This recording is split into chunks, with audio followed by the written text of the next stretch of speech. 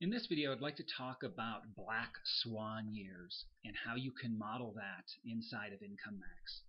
So what I did is I selected a case, our kind of favorite Todd and Sylvia Young case.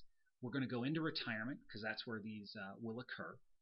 And the idea here is that, again, with what's happened since 2008, we want the ability to model a Black Swan year.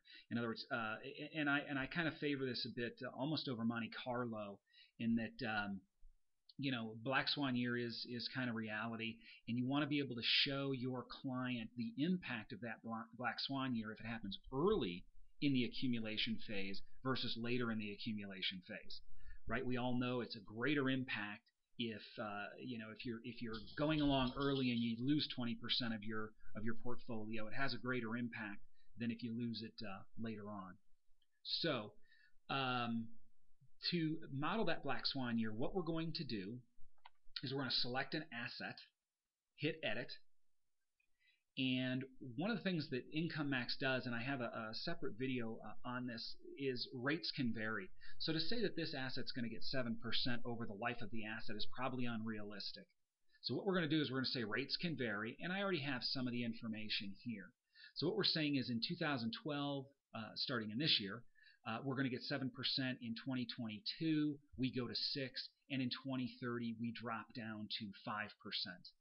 Well, let's go ahead and model, the Black Swan year. So I'm going to move the 2030 down, and I'm going to move up and say that in, let's go with 2024, we're going to have a bad year, and we're going to have negative 10%.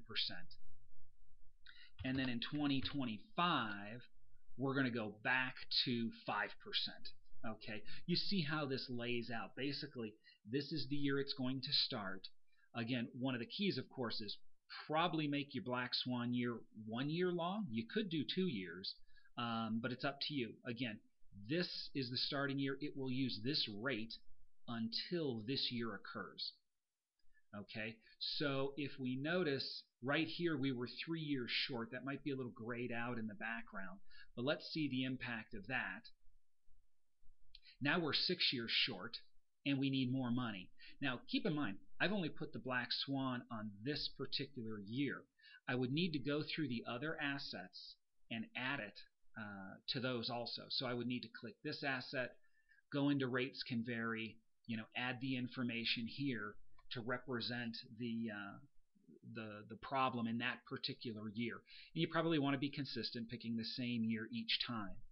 An enhancement that I'm going to be adding to IncomeMax in some months is to give you the ability, probably on this screen, to set a year. Again, we pick 2024, give it an interest rate, and it will insert the Black Swan year for all of the assets, and you don't have sort of that tedious task of having to go through each one.